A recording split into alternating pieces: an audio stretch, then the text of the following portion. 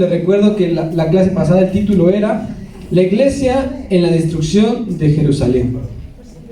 Hermanitos, los discípulos fueron esparcidos a predicar la palabra de nuestro Dios a distintos lugares. A Santiago, hermano del Señor, disculpe, le tocó estar enfrente de la iglesia de Jerusalén.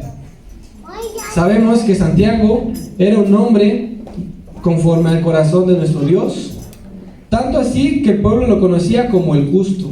Santiago lo conocían como el justo. Y como dato curioso, hermanito, se decía que Santiago, de tanto orar postrado, ya hasta tenía unos pequeños callos en las rodillas.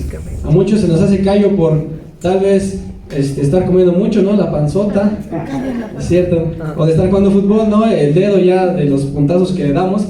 A Santiago se le hacía callo de estar postrado orando en las rodillas. Los judíos y escribas y fariseos, hermanos, se reunieron en contra de Santiago para decirle: Santiaguito, precioso, hermoso, chulo, ya no prediques la palabra de nuestro Dios. ¿Por qué no le dices al pueblo que está en un error, que todo lo que estás predicando es falso? Santiago subió al pináculo del templo, a lo más alto, donde lo podían ver. Dijo: está bien, vamos a decir eso. Y dijo todo lo contrario, obviamente. Testificó de Jesús, nuestro Salvador. Y adivinen qué, hermanos. Por obedecer la palabra de nuestro Dios, fueron convertidos una gran multitud. Por obedecer la palabra de nuestro Dios. Entonces, hermanitos, los fariseos dijeron: hicimos muy mal en haberle dicho esto a Santiago. Subieron al pináculo del templo, lo empujaron, cayó desde lo alto y obviamente fue herido, pero no, fue muerto. Y como dice el pasado, trajeron un camión de grava y lo apedrearon. Y para rematar todavía le dieron con un mazo en la cabeza. Sufrió ese martirio nuestro hermano Santiago. Enseguida, hermanito, de eso, recordemos que la ciudad fue sitiada, y a causa de que fue sitiada hubo una que, ¿se acuerdan? Hubo muchísima hambre. Tanto así, hermano, que relata el libro que entre ancianos, niños y jóvenes se arrebataban el pan. Imagínense, estamos comiendo, yo le arrebato la sopa y yo: no, yo voy a comer antes que tú.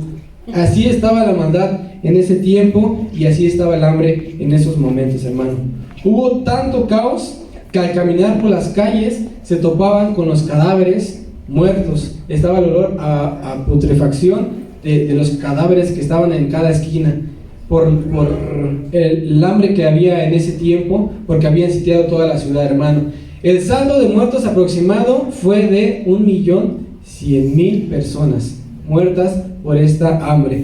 Más aparte, unos miles fueron ejecutados, y los jóvenes más fuertes y guapos, como el que está aquí hablando, fueron vendidos como esclavos. O sea, entonces fue una situación muy difícil la que vivió la iglesia en Jerusalén en ese tiempo. Recordemos, hermano, que todo esto fue a causa de su enfriamiento espiritual. Hasta estos 5 capítulos hemos visto que la iglesia se empezó a enfriar un poco, y dice que un poquito de levadura leuda toda la masa. Con tantito que ellos empezaron con este pecado, empezó esta condenación hacia su pueblo, hermano. Recordemos que nos dieron 3 pasos esenciales que debemos recordar, y me gustaría que usted ahorita se lo tatúe en su corazón, todos esos 3 pasos que le voy a dar. Y el primero era: recuerda. El recuerdo, hermano, es el primer paso para recapacitar lo que estamos haciendo. Sea bueno o malo, recordar nos sirve para eso. El segundo punto era: arrepiéntete. Eso significa, hermano, que debemos admitir que cometimos un error, y aunque sea con tristeza, pero igual con seguridad, debemos de necesitar ese cambio en nuestras vidas, tener ese arrepentimiento. Y el tercer punto, hermano, era haz. Necesitamos hacer un esfuerzo para tener una vida transformada. Así que, hermano, cuando estés en tu casa orando, recuerda en qué has fallado. Y cuando estés ahí en tu casa orando, o en tu trabajo, en el lugar donde estés, pide perdón por lo que has hecho. Si has fallado, si te has desviado, pide perdón. Recuerda eso, arrepiéntete y dile: Señor, te pido perdón por esto, por aquello. Yo sé que te he fallado, tal vez he llegado tarde, Señor, tal vez no te he seguido de la manera correcta. Arrepiéntete de todo corazón, y después el Señor va a transformar nuestras vidas con nuestra actitud positiva. Amén. Te aseguro, hermanito, que nuestro Dios se va a encargar de eso. Hermanito, la lección de hoy, empezamos con la lección 6, y se llama: la iglesia en el inicio de su orden ministerial. Hermano, en los primeros años de la iglesia, una de sus luchas fue seguir fielmente las órdenes establecidas por nuestro Dios y cumplirlas en cada área de su vida. Pero algo era necesario que entendieran, que la iglesia no es por partes, somos un cuerpo en Cristo. No servimos sin un brazo, no es lo mismo. No servimos sin un pie, no servimos sin la cabeza. Sin un órgano es difícil funcionar. Esto era lo que tenía que entender la iglesia en esos tiempos. ¿Me podría acompañar a 1 Corintios 12:27? Como la iglesia católica, ¿verdad? Muchos piensan que el Padre es el que está más cerca de Dios. ¿Y es eso correcto? No. Si usted está comprometido, si usted en su casa está orando, leyendo la Biblia, está en comunión, le aseguro que Dios le va a escuchar, hermano. Vamos a 1 Corintios 12, versículo 27. ¿Le podría dar lectura a usted, de favor? Vosotros pues sois el cuerpo de Cristo y miembros cada uno en particular. Amén, somos el cuerpo de Cristo. Tal vez algunos son la cabeza, otros son los pies, otros son las manos, y todos juntos funcionamos, hermano. No porque sepamos más que alguien o estemos tal vez aquí ahorita en la plataforma, me sienta con autoridad de no hacer las cosas, o tengamos un puesto importante, tratemos de sentirnos más que los demás. Somos un cuerpo en Cristo y cada uno tiene una función, pero todos con humildad. Amén. Amén. Acompáñame a Mateo 23, vamos a leer del versículo 8 al 12. Mateo 23, ¿lo tenemos todos? Amén. Sígalo con su vista, hermano, yo le voy a dar lectura. Dice: pero vosotros no queráis que os llamen rabí, porque uno es vuestro maestro, el Cristo, y todos vosotros sois hermanos. Y no llaméis Padre nuestro a nadie en la tierra, porque uno es nuestro Padre, el que está en los cielos. Ni seáis llamados maestros, porque uno es vuestro Maestro, el Cristo. El que es el mayor de vosotros sea vuestro siervo, porque el que se enaltece será humillado, y el que se humilla será enaltecido. Todo con humildad, sea el cargo que tengamos, hermano. Y en estos tiempos, hermano, se apareció una secta que se llamaba los Nicolaitas. Nicolaitas. Se fundó esta secta, acompáñame a tercera de Juan, 9:10. Esta me gustaría que la proyectaran en el proyector. Tercera de Juan 9:10. Aquí está el proyector, vamos a seguirlo con la vista. Dice: yo he escrito a la iglesia, pero Diotrefes, al cual le gusta tener el primer lugar entre ellos, no nos recibe. 10. Por esta causa, si yo fuere, recordaré las obras que hace, parloteando con palabras malignas contra nosotros, y no contento con estas cosas, no recibe a los hermanos, y lo que quieren recibirlo se lo prohíbe y los expulsa de la iglesia. Estos eran de la secta de los Nicolaitas. Ellos eran un grupo, hermano, de personas que se creían súper inteligentes, que eran los meros y que eran los elegidos para dirigir la iglesia. Le voy a leer la traducción en lenguaje actual de este pasaje y dice: yo recibí una carta a la iglesia, pero Diotrefes no acepta mi autoridad, cuando le gusta mandar. Vean nada más, se sentía el mero de la iglesia. Por eso, cuando yo vaya a visitarlo, le llamaré la atención, porque anda hablando mal de nosotros. Y no solo eso, sino que tampoco recibe a los seguidores de Cristo que llegan de otras partes. Y si alguien quiere recibirlo en su casa, se lo prohíbe y lo echa de la iglesia. Se levantó esta secta que le comento que era de personas que se sentían súper inteligentes y los dueños de la iglesia. Y lo que debemos entender, hermano, es que somos un solo cuerpo de Cristo. Tal vez alguien sabe más, obviamente. Tal vez alguien tiene dones distintos, tal vez en la música, tal vez para recibir a los hermanos, tal vez para hacer los alimentos, ¿verdad? Si nos subieran a los de alabanza a la cocina, ¿qué pasaría? Sería, bueno, Ariel se acabaría todo, ¿no? Pero cada quien en su área y juntos funcionamos, hermano. Dios te dio dones distintos a los míos, o distintos al del hermano que tienes a un lado, y cada quien sirve en algo distinto. Y todos juntos, hermano, es la enseñanza que quiero darles hoy. Con las habilidades que tengamos, vamos a llegar muy lejos si estamos en unidad. Dios le bendiga. Vaya conmigo a Apocalipsis capítulo 2. Recuerden que ahí estamos teniendo nuestra base. Apocalipsis capítulo 2. Yo se lo voy a leer, usted solamente me acompaña con su vista, y la palabra de Dios dice así: escribe al ángel de la iglesia en Éfeso, el que tiene las 7 estrellas en su diestra, el que anda en medio de los 7 candeleros de oro, dice esto: yo conozco tus obras y tu arduo trabajo y paciencia, y que no puedes soportar a los malos, y has probado a los que se dicen ser apóstoles y no lo son, y los has hallado mentirosos, y has sufrido y has tenido paciencia, y has trabajado arduamente por amor de mi nombre, y no has desmayado. Pero tengo contra ti que has dejado tu primer amor. Recuerda, por tanto, de dónde has caído, y arrepiéntete, y haz las primeras obras. Pues si no, vendré pronto a ti y quitaré tu candelero de su lugar si no te hubieras arrepentido. Pero tienes esto, que aborreces las obras de los nicolaítas, los cuales yo también aborrezco. Bien, la historia de Cristo en su orden ministerial. Vamos entonces, hermano, a continuar estudiando el desarrollo de la iglesia cristiana dentro de la historia de la humanidad.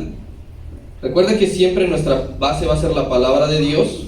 Normalmente el libro de los Hechos y el de Apocalipsis nos van a dar estas bases, pero también recuerde usted que tomamos base, datos, información de la historia universal que nos va a complementar. Y es precisamente esto, esta cronología que estamos viendo ahorita en Apocalipsis, donde la iglesia en Éfeso representa aproximadamente los primeros 70 años de la iglesia.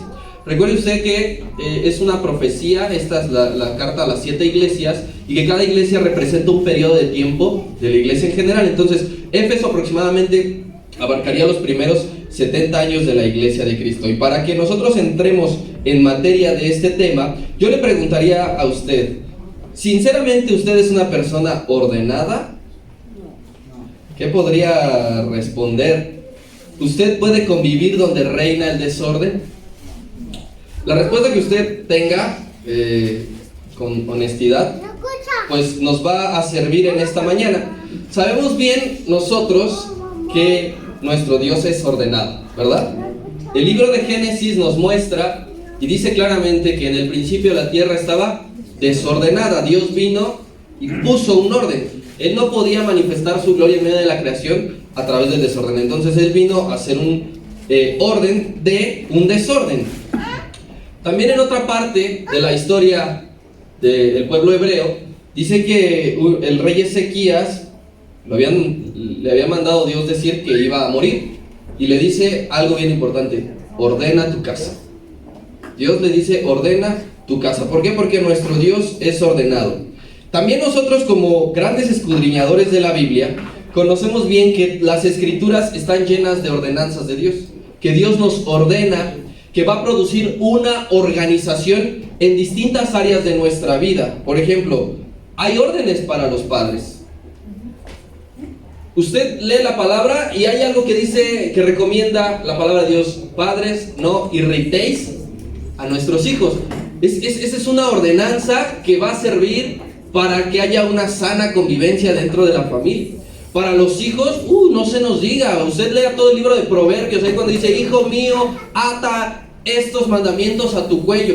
Y esa es una ordenanza que va a traer organización a nuestra vida. Para los matrimonios lo mismo, hay recomendaciones que se deben de seguir. Para siervos en Cristo lo mismo, hay recomendaciones y ordenanzas que Dios dice: esto está establecido, y etcétera. Usted conocerá en qué otras áreas también la palabra está llena.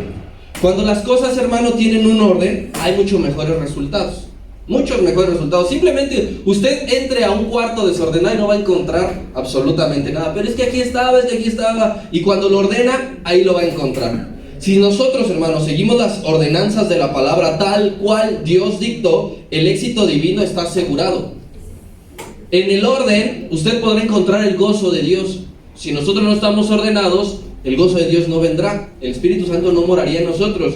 Si nosotros no estamos ordenados, nunca sentiríamos una plenitud, porque el orden va a traer una plenitud de parte de Dios. Si no estamos ordenados, no vamos a ser saciados, porque el orden trae saciedad a nuestra vida, y así sucesivamente. La iglesia, hermano, entonces no podía estar exenta de esto, de que haya ordenanzas, de que originaran un orden en la forma de dirigir la iglesia, en la forma de llevar a cabo la dirección de la iglesia. Se estableció un orden, el cual debe aplicarse aún en estos días, porque sigue vigente. Las ordenanzas de Dios no cambian, no varían. Nosotros tenemos un Dios inmutable y sus principios tampoco cambian. Entonces las ordenanzas que Él dictó también siguen en estos tiempos aplicando. Entonces vamos a ver dos citas para empezar, hermano, que van a resumirnos el orden de la iglesia y después vamos a ir paso por paso. Primero vamos a la carta a los Romanos, capítulo 12. Dice la palabra de Dios. Recuerda, este es un resumen, algo general de cómo debemos estar ordenados en la iglesia. Dice así: así nosotros, siendo muchos, no importa si son muchos, si son pocos, así nosotros, siendo muchos, somos un cuerpo en Cristo y todos miembros los unos de los otros. Entonces, lo que nos va a resumir primero en un orden dentro de la iglesia es que todos somos iguales, ¿sí? Que todos somos un cuerpo en Cristo. Y ahora la siguiente cita se encontrará en Mateo, capítulo 20. Mas entre vosotros no será así, sino que el que quiera hacerse grande entre vosotros será vuestro servidor, y el que quiera ser el primero entre vosotros será vuestro siervo. Bien, entonces lo que va a resumir en términos generales el orden de la iglesia es que todos aquí componemos la iglesia.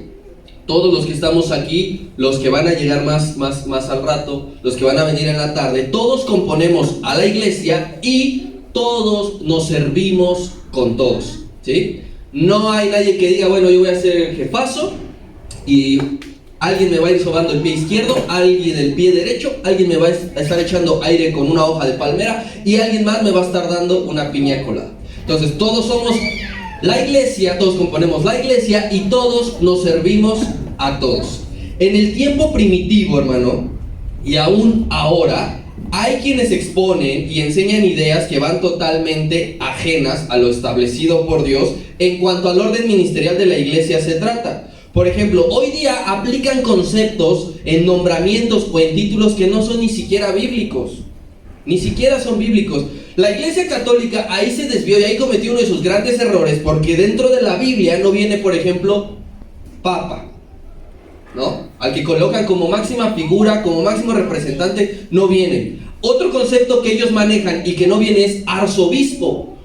Obispo sí viene, arzobispo no viene. Hoy día dentro de las iglesias evangélicas se manejan términos como si fueran empresas. Por ejemplo, el vicepresidente de la iglesia, el copastor. Hoy viene el conferencista, hoy viene el coach. Y ese tipo de cosas, desde ahí ya estamos rompiendo con el orden que Dios estableció en cuanto a cómo se debe dirigir una iglesia. En el tiempo bíblico que estamos viendo, hermano, surgieron grupos con ideas particulares, ¿sí? Como ya lo vimos ahorita con la introducción de Aarón, de los Nicolaitas, pero también hay un par de casos más que muestra las mismas cartas a las iglesias en Apocalipsis, que mencionan que estos grupos con sus ideas estaban desorganizando y desordenando lo que Dios había dicho y establecido. Por ejemplo, vea Apocalipsis capítulo 2, pero en el versículo 14. Los Nicolaitas son unos, ahí guarde usted el nombre. Ahora, en el versículo 14 del capítulo 2, dice así, es otra iglesia, hermano: pero tengo unas pocas cosas contra ti, que tienes ahí a los que tienen, ¿qué? La doctrina de Balaam. Ese es otro grupo, los que retienen la doctrina de Balaam.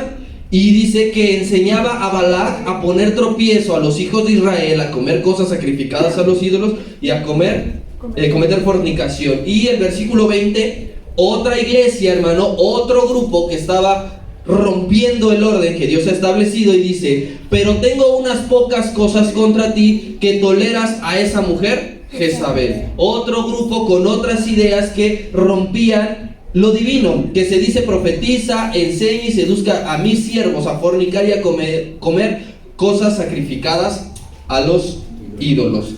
Rápidamente complementemos lo que Aarón ya nos dijo sobre los Nicolaitas, que estos vinieron a perturbar la iglesia. Primero que nada, era un grupo tan fuerte, hermano, que se estaba estableciendo, que no solamente había atacado a la iglesia de Éfeso, también tenía otra iglesia que también había perjudicado con sus ideas, a la iglesia de Pérgamo. Versículo número 15, ahí de Apocalipsis 2, es el mismo grupo, los Nicolaitas, pero otra iglesia. Versículo 15, dice así: y también tienes a los que retienen la doctrina de ¿quiénes? Los nicolaitas, a las cuales yo aborrezco. Entonces los nicolaitas, con sus ideas, con su forma de organizar, estaban ya tan fuertes que se habían metido a iglesias de diferente tiempo y en diferente nación. Entonces, los nicolaitas rápidamente eran seguidores de Nicolás, ¿sí? Como dice su nombre. Y presuntamente se trata, hermano, del desvío de uno de los 7 diáconos elegidos en el libro de los Hechos. Hechos capítulo 6. Agradó la propuesta a toda la multitud y eligieron a Esteban, el mártir, varón lleno de fe y del Espíritu Santo, a Felipe, a Prócoro, ¿y a quién dice ahí? Nicanor, a Timón, Parmenas y a Nicolás, prosélito de Antioquía. Presuntamente se cree que este mismo diácono que fue elegido se terminó desviando y creando este grupo con su organización diferente. Por eso es los nicolaitas. Ya habían dicho que tenían una superioridad en autoridad en base a su inteligencia que según ellos tenían. También eran una secta con un arraigo muy apegado al estilo de vida pagano. Promovían un libertinaje justificados por la gracia. Ellos se habían sometido, hermano, a la adoración del emperador con tal de no ser perseguidos. ¿Sí? Los nicolaitas habían dicho: bueno, entonces nosotros le entramos a cuestiones que tenemos que ver con el emperador para que no se nos sea perseguido. Y ellos jerarquizaban la iglesia, como vimos en el ejemplo que nos enseñó Aarón. Ellos decían: nosotros vamos a la iglesia, pero este personaje no nos permite, porque ellos decían: nosotros aquí somos el que repartimos el queso, y si tú quieres algo más, tienes que pedirnos permiso especial, tienes que mandar tu solicitud previa. Bueno, entonces ellos habían desviado completamente lo que ahora sí vamos a empezar a enseñar. Entonces, vamos a estudiar, hermano, el orden que debe de seguir la iglesia, que debía seguir en ese tiempo y que debe seguir actualmente. Recuerde usted lo más importante, que la iglesia fue organizada por nuestro Señor Jesucristo. ¿Sí? Cuando nuestro Señor le dijo a Pedro: sobre esta roca voy a edificar mi iglesia, esa es la organización que Dios estaba haciendo, que el Señor Jesús estaba haciendo aquí en la tierra. Por más que cuando la iglesia ya comenzó a desarrollarse, nuestro Señor ya estaba en el cielo porque ya había ascendido, Cristo aquí dejó organizado perfectamente quién iba a encargarse de liderar la iglesia. La estructura, hermano, por la cual se compone la iglesia fue inspiración divina. No fue ninguna persona, no fue ningún hombre, no fue ninguna estructura del mundo. La inspiración que vino fue del cielo. Y esa inspiración divina coloca a Cristo como el primordial. Para que nosotros entendamos la estructura de la iglesia, es que Cristo es lo primero. Amén. Vamos a la carta a los Colosenses, capítulo 1. Donde Pablo lo tenía perfectamente entendido, y eso era lo que estaba comunicando. Está hablando de Cristo, y Él es la cabeza del cuerpo que es la iglesia. Él es la cabeza, hermano, no hay más. Si nosotros queremos entender cómo el Señor Jesús ordenó la iglesia, lo primero es entender que Cristo es el primordial, el que es el principio, el primogénito entre los muertos, para que todo en Él tenga la preeminencia. Siempre Él va a ser el primero. Iglesia que no dé el primer lugar a Cristo no está ordenada bajo los principios divinos, y desde ahí podemos entender que no es la iglesia de Cristo. Pero después, hermano, después de Cristo sí que venía lo demás. Sí que debía de haber una estructura y una organización para que esto se llevara a cabo de la mejor manera.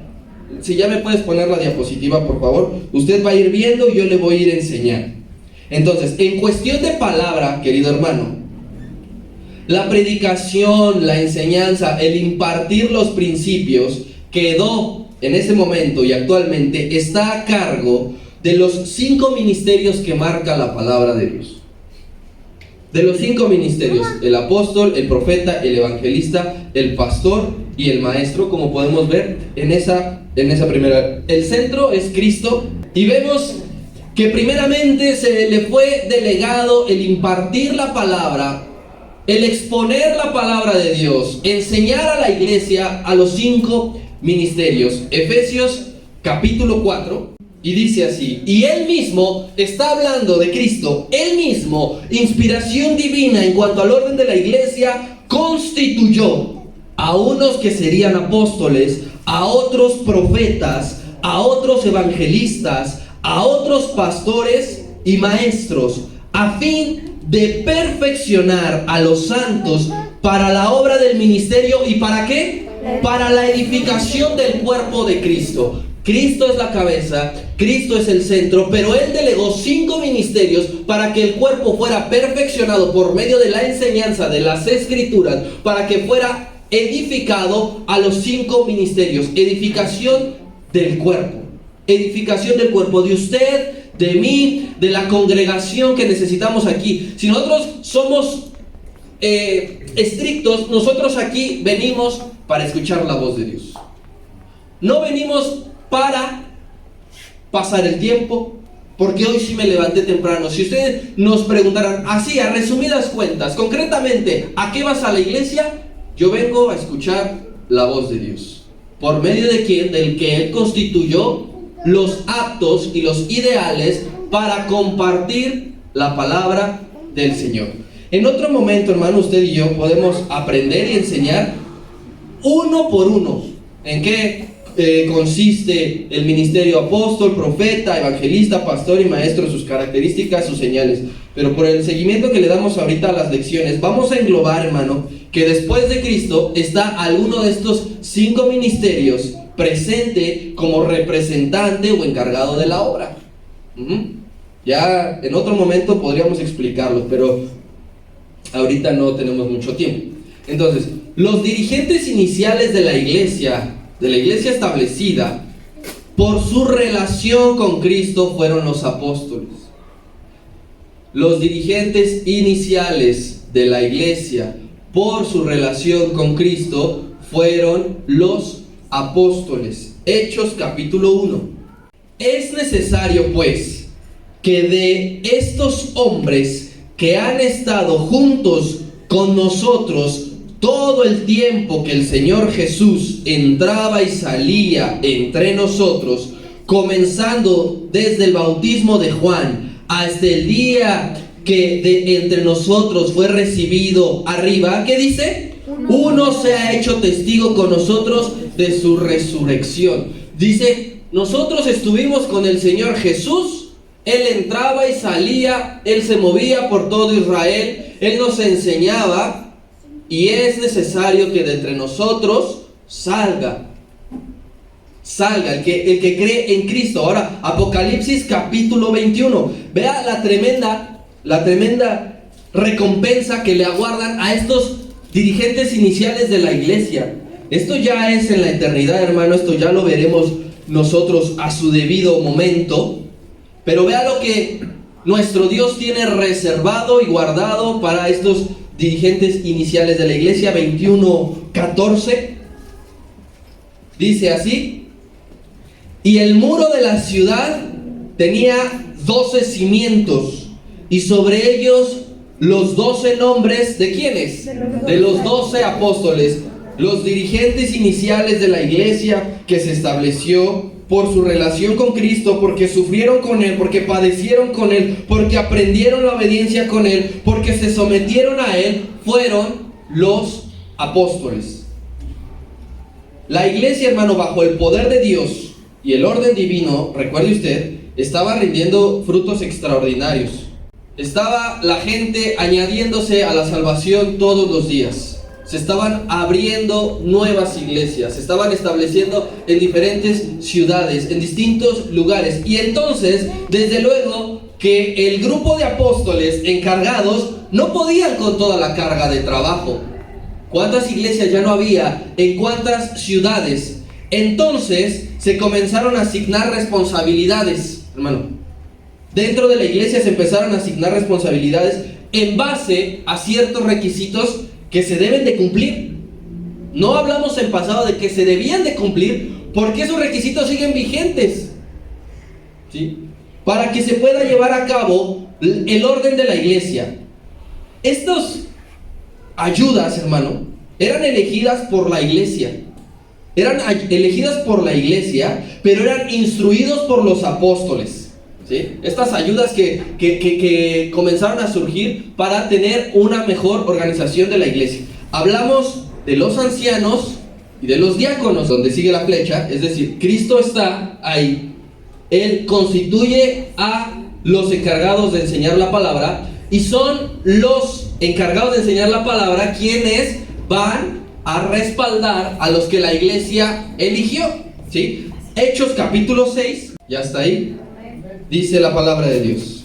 Fíjese, los apóstoles le estaban comunicando a la iglesia: busquen, pues, hermanos, entre ustedes, dentro de la iglesia, ustedes que los ven todos los días, todo el tiempo, busquen 7 varones de buen testimonio, llenos del Espíritu Santo y de sabiduría, a quienes les vamos a encargar trabajos, responsabilidades. Y nosotros, los apóstoles, vamos a desempeñar la función y la obra que se nos fue otorgada. Persistiremos en la oración y en el ministerio de la palabra.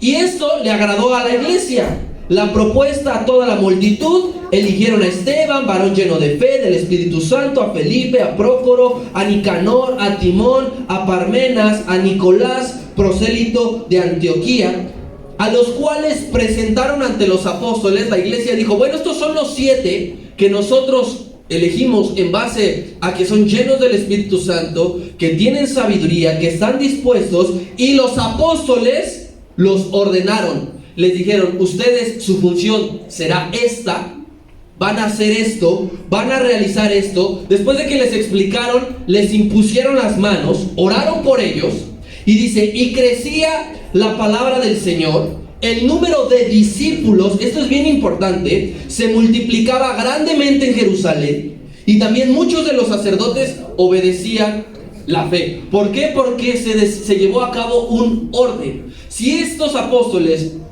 por inspiración divina, no le dicen a la iglesia que tienen que buscar 7 varones que les van a ayudar, los apóstoles se hubieran muerto quizá enfermos de cansancio, de estrés, de presión. No podían partirse en 2 y estar en un lado. No, si de por sí el grupo estaba partido, porque unos estaban dirigiendo una, otros estaban atentos en otra. Pero llegaba el momento en que, como dice aquí, que se reproducían los discípulos.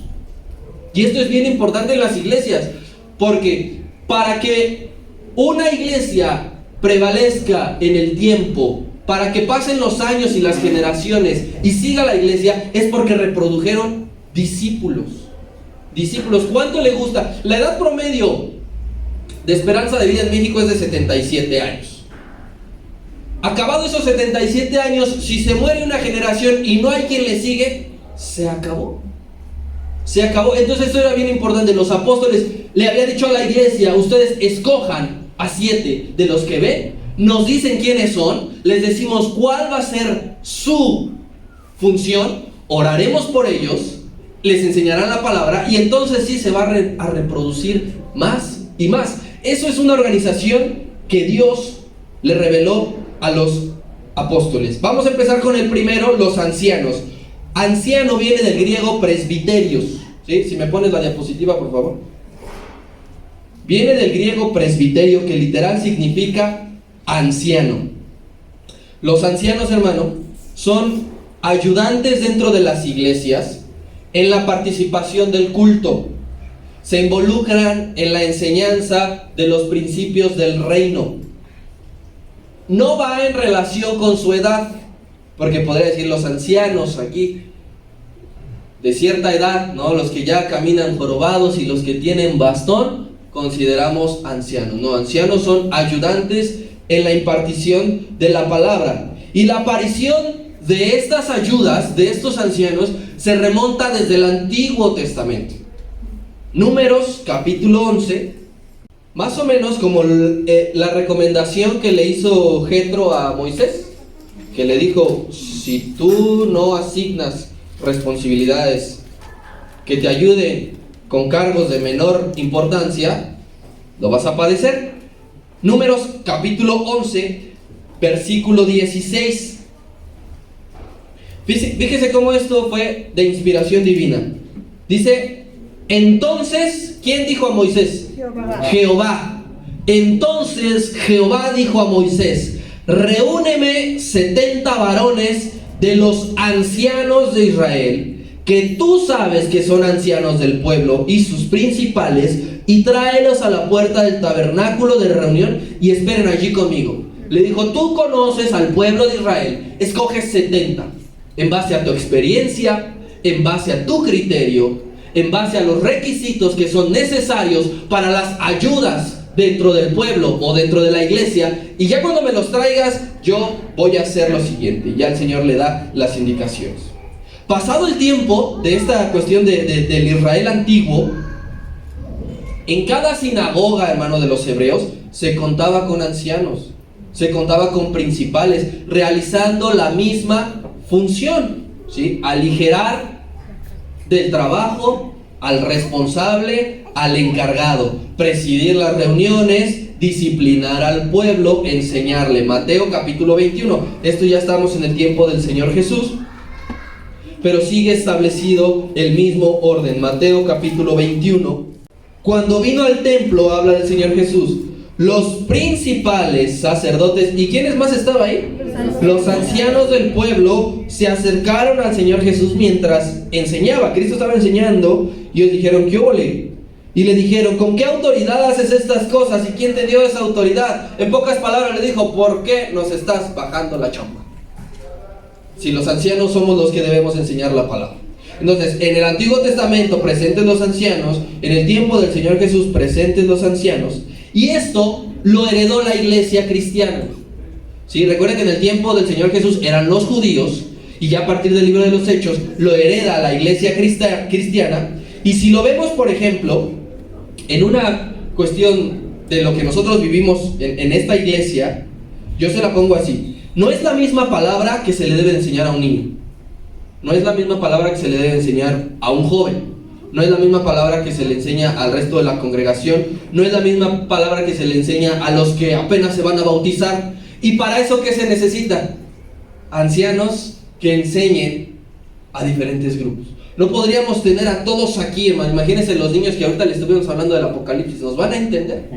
Ellos necesitan a una persona llena del Espíritu Santo, llena de sabiduría, lleno de conocimiento, lleno de practicidad, de creatividad, que les enseñe y que les diga las bases del cristianismo de una manera, pues, cuentos, historias, dibujos, películas, etcétera.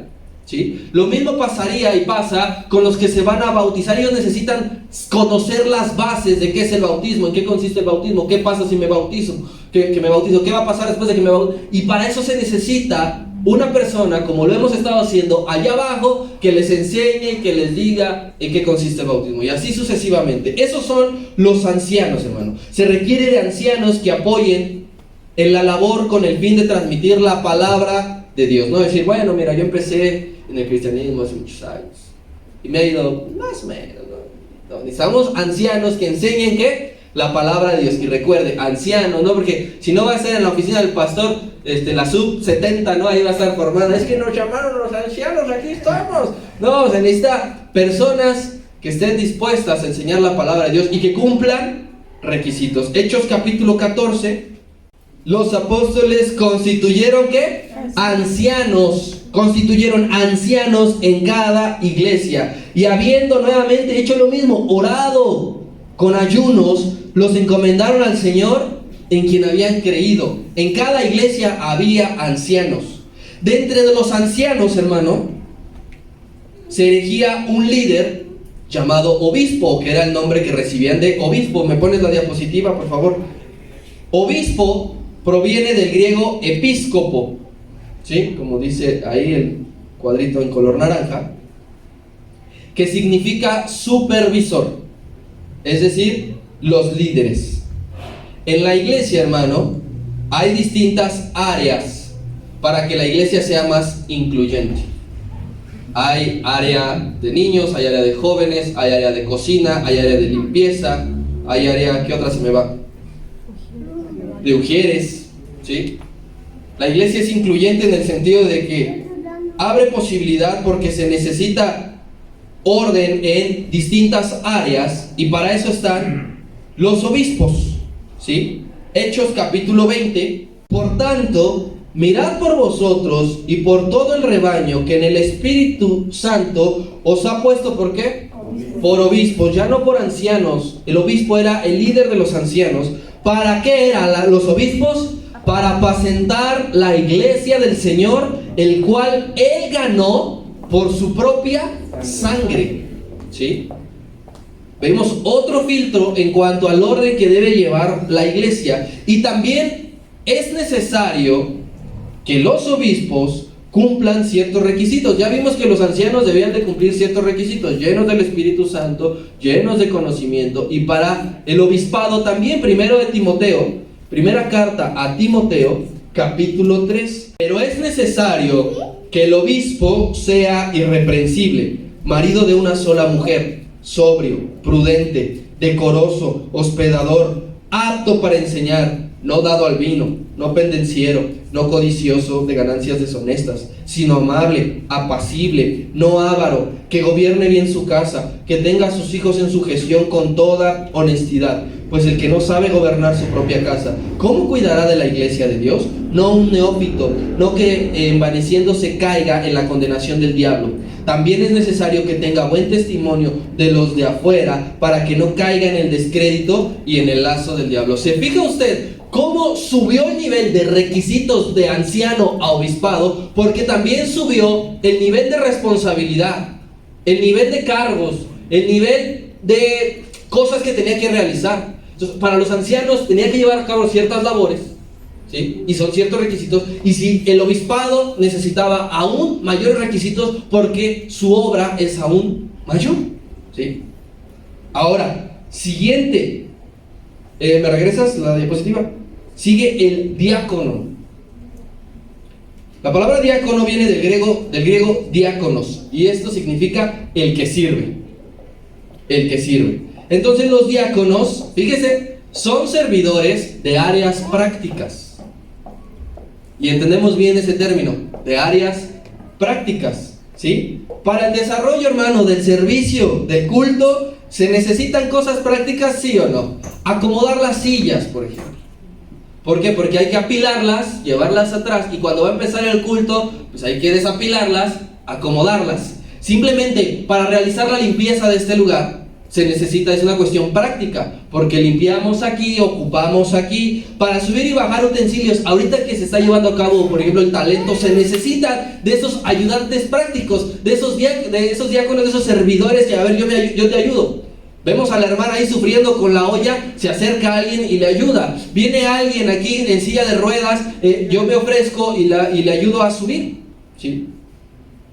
No solamente en eventos especiales de vamos a poner las mesas y los floreros y los manteles, sino cada que se abre este lugar, hermano, debemos de estar prestos como diáconos, servidores prácticos. No decir, bueno, yo soy encargado de la palabra y a mí no me toca ni siquiera limpiar la silla. Bueno, ahora me toca dirigir la alabanza y pues la verdad le voy a decir al hermano que me traiga el agua y que me limpie la babita. No, todos debemos estar aptos y prestos, hermano, ¿sí? Los diáconos liberaban a los ancianos de ciertas labores. Porque imagínense, ya había crecido tanto esto que los ancianos ya llevaban a cabo también prácticas ya muy cansadas, muy pesadas, y se necesitaba otro grupo de otras personas que también los ayudara. Y eso iba a hacer fluir la iglesia en una organización. Usted llega a un lugar y dice, esto es un desorden total, no sé quién es el dirigente, pasa allá, pasa acá corriendo, y no. Usted llega a la iglesia y ve claramente que hay un orden, que hay una lista, le toca servir a tal, le toca predicar a tal, le toca cantar a tal, ¿sí? Tenemos una lista para la limpieza. Ahora mismo voy a ser responsable de esto. Hay hermanos que tenemos que llegar a cierta hora porque hay que dejar preparado todo. Y se necesita, hermano, se necesita. Para los diáconos, hermano, también había de requisitos. Misma carta de Timoteo, mismo capítulo 3, pero versículo 8. Los diáconos, asimismo, deben de ser honestos, sin dobladez, no dados mucho al vino, no codiciosos de ganancias deshonestas, que guarden el ministerio de la fe, ¿con qué? Con limpia conciencia. Alguien que diga, debe ser bien fácil servir a la iglesia, no tiene ni la menor idea. No tiene ni la menor idea, porque esto no solamente consiste, hermano, en una cuestión práctica. Esto es una cuestión de que debes de guardarte irreprensiblemente para estar delante de la presencia del Señor y servir. Estos nombramientos deben existir, hermano, en cada iglesia, como dijo Pablo y como lo vimos, que instituían ancianos en cada iglesia. Deben de estar en cada iglesia porque la visión, hermano, sigue siendo la misma, la del crecimiento, la de engendrar discípulos. Ya lo vimos en el libro de los Hechos, los discípulos iban creciendo. Recuerde usted la indicación de nuestro Señor Jesucristo: id por todo el mundo, predicad el evangelio, hagan discípulos, bautícenlos, enséñenlos. Esto se hace dentro de una congregación. Nosotros, o hablamos en general, se pertenece a una congregación. Usted asiste, usted tiene el deseo de servir, de ayudar, de cooperar, de integrarse. Recibe el llamado de parte de Dios, aprende, se esfuerza y luego lo reproduce en alguien más. Y ese es el ciclo que deben de seguir las iglesias. Ese es el ciclo, no por eso las iglesias a veces cierran o no duran, o por eso las iglesias llevan a veces muchos años, porque cumplen esto. Cumplen este ciclo, este orden divino que Dios ha establecido. Dios nos quiere ver sirviendo a todos, hermano. Dios nos quiere ver sirviendo a todos. Usted dice, no, es que Dios como que ya mandó a hacer una silla con medida especial para mi diminuto trasero, que me acomode ahí bien calientito. Está usted equivocado. Dios a usted lo quiere ver sirviendo dentro de la iglesia. Dios lo quiere ver a usted llevando a cabo, reproduciendo, fructificando con el ministerio que le ha dado, con los dones que le ha dado. Lo quiere ver en función, no sentado. No quiere ver a nadie con los brazos cruzados esperando solamente recibir. Ya leímos en los evangelios que debemos de servir los unos a los otros y no esperar a que nos sirvan. No esperar a que nos sirvan. No venir con la idea de decir, bueno, yo no voy a sacudir la silla, que se sienta tal hermano porque ni me habla. Que por lo menos la sacuda a él. Ay, no saluda a nadie y todavía hay que guardarle su silla.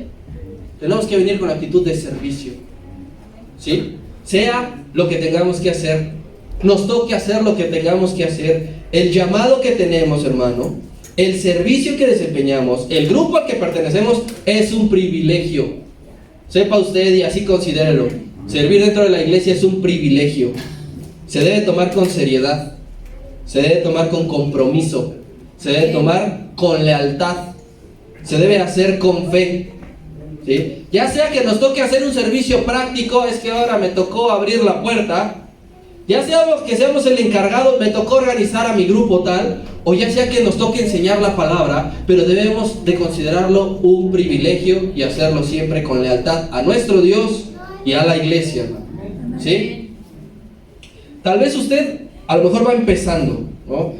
Hay hermanos aquí que va empezando, que todavía no entienden o no comprenden muy bien en qué consiste el servir. Te toca por ahora quizá a lo mejor nada más apretar un botón de prendido, subir el switch. Te toca a lo mejor nada más por ahorita jalar un cable. A lo mejor te toca por estos momentos ir a la tienda porque sabes que se acabaron las tortillas, ve a la tortillería. A lo mejor te toca por ahora eso, pero hazlo con amor. Hazlo siempre con actitud de servicio. Aprende siempre lo bueno y lo malo, y lo malo deséchalo. Aprende lo bueno y lo malo lo vas a desechar. Porque ahora decimos, es que no me gusta cómo dirigir las cosas, es que no me gusta cómo llevar. Desecha lo malo, lo que no te sirve, sácalo. Pero aprende, todos tenemos aquí cosas buenas que tenemos que aprendernos. Todos somos buenos en algo y ya tengo que aprenderle a esto. Me gusta cómo dirige, me gusta cómo organiza, me gusta cómo lleva a cabo esto, me gusta eso. Hay que aprenderlo. Porque los beneficiados vamos a ser nosotros, porque así la iglesia va a funcionar mejor, ¿sí o no? ¿Sí o no, hermano? ¿Sí? Aprendamos a servir. Aprendamos a ayudar por un bien común y dejarnos de fijarnos en cosas que si me perjudica a mí, si me afecta a mí. Dejemos de tomarnos todo a título personal. Aquí somos una iglesia, hermano, y todos cooperamos por un bien común, ¿sí? Somos la iglesia del Señor. Yo le voy a usted a recordar cuál era la función de Eliseo mientras Elías aún ejercía el ser profeta. Tenía que enterrarle su excremento.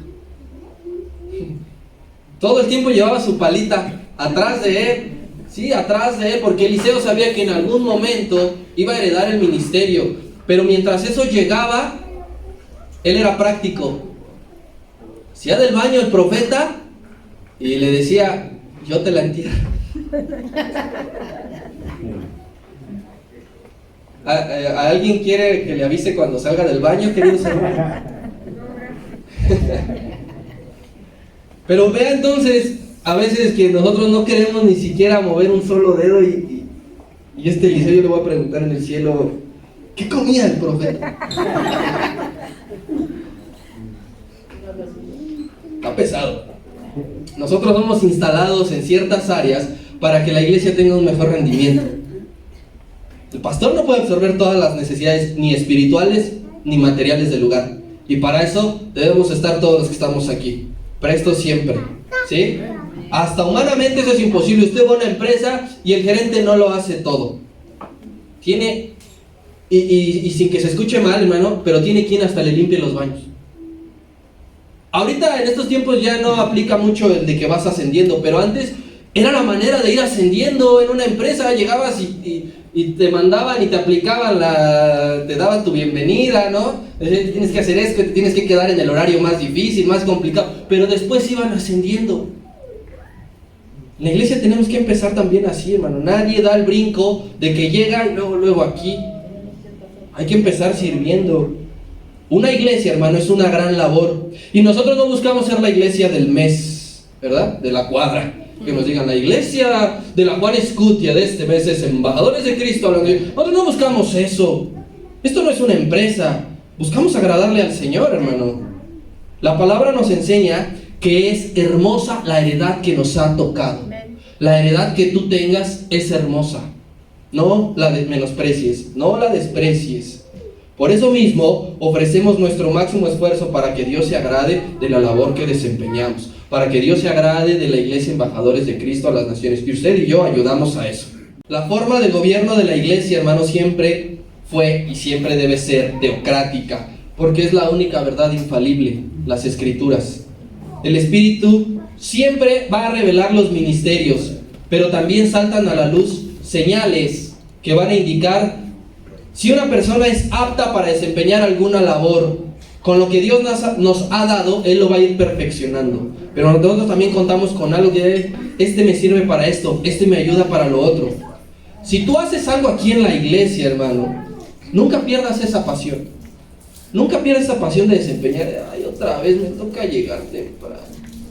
Ay, otra vez me toca abrir. Ay, otra vez ya no sé ni qué predicar. Ay, otra vez ya no sé ni qué lista de cantos escoger. Si nos toca hacer algo, nunca debemos de perder esa pasión. Todos debemos seguir siendo prestos, estar prestos, como dice la palabra, para toda buena obra. Ahora, si tú dices: es que todavía no sirvo, deseas hacerlo, yo te recomiendo: no pierdas más el tiempo.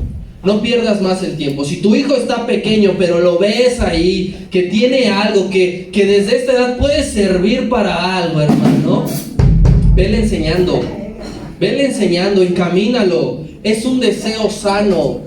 El deseo de servir, el deseo de ayudar, el deseo de cooperar es una petición que a Dios le agrada que surja del corazón.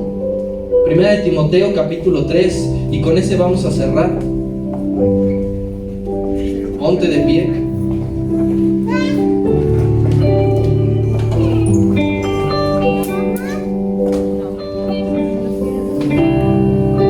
Dice así: palabra fiel. Si alguno anhela servir, anhela obispado, buena obra de ser. No estamos hablando de: bueno, yo quiero servir porque se ve que se enriquecen y quiero estrenar carro del año el siguiente.